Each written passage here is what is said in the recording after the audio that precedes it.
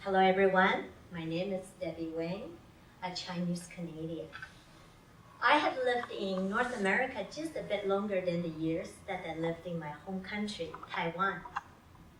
There's a saying in my culture, you don't tell people how to live their lives, you tell them stories. Inspired by the CURA project, taking culture seriously in community mental health, I'm here today to tell you a story. I really enjoy the process of creating this story and trust that you will enjoy it too. The title of my story is The Feast.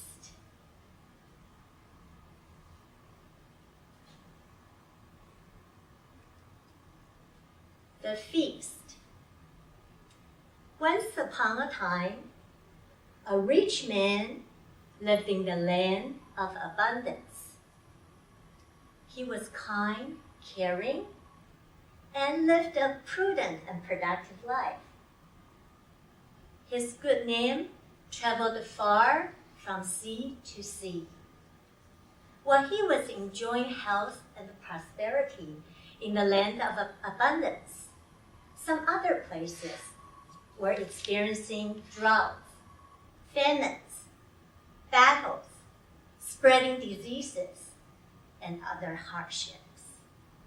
After a while, some of this rich man's distant cousins started coming from afar to visit him and hoping to get some help.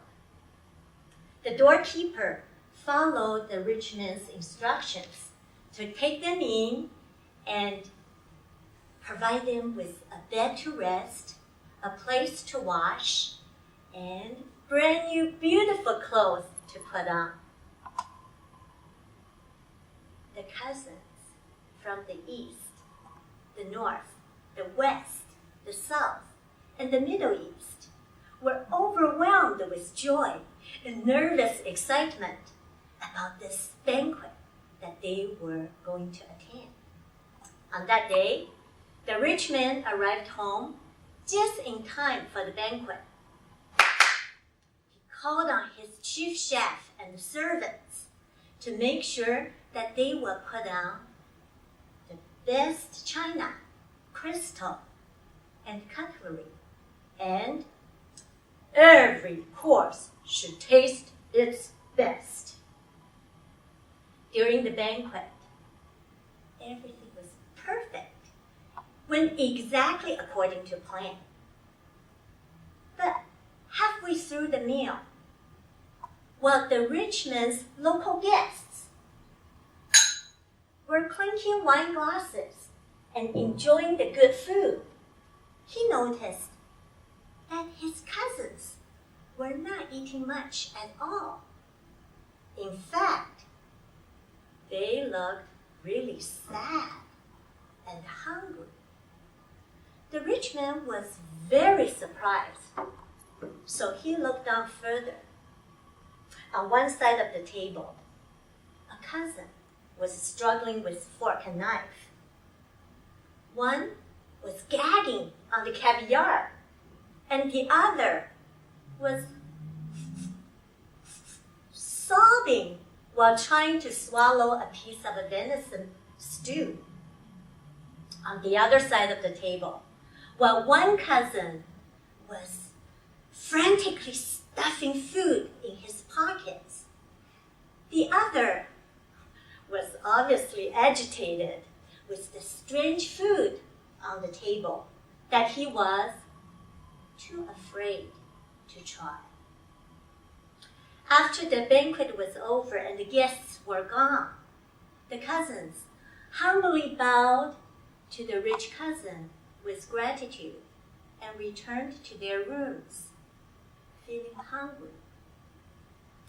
The rich man was disturbed by what he saw. Next day, the rich man sent one of his servants to find out what foods his cousins liked to eat, then instructed his chief chef to cook some of those foods for them. After after a few hours of work in the kitchen, huffing and puffing, this chief chef went to his boss and threw his arms in the air. "I have no idea how to cook such kinds of food. It is impossible, absolutely impossible." The rich man calmed the chef down and began to ponder. The next day, an ad was posted on the rich man's entrance gate. Wanted, experienced cook with skills and understanding of specified regional foods. Must be friendly and have great patience. Apply within. There were quite a few candidates who lined up for this position. At the end of the day, this cheerful, brave young man got a job to be the designated cook for the rich man's cousins. His name was CURA. CURA was excited, energetic, and most interested in learning from the cousins what they like to eat and how they like their food to be prepared. He took notes, got helpers to put recipes in a box, took the cousins to go shopping in the market, and then CURA would march into the kitchen, cutting, chopping, steaming, stewing, stir-frying, and sampling every single dish until it was to his satisfaction. The rich man was pleased to see his cousins started eating and felt less homesick, as he was busy with other things. The rich man left CURA to look after the cousins and attend to their needs. Though CURA was diligent and full of energy, the work he did was not without challenges. He was often being pushed aside in the kitchen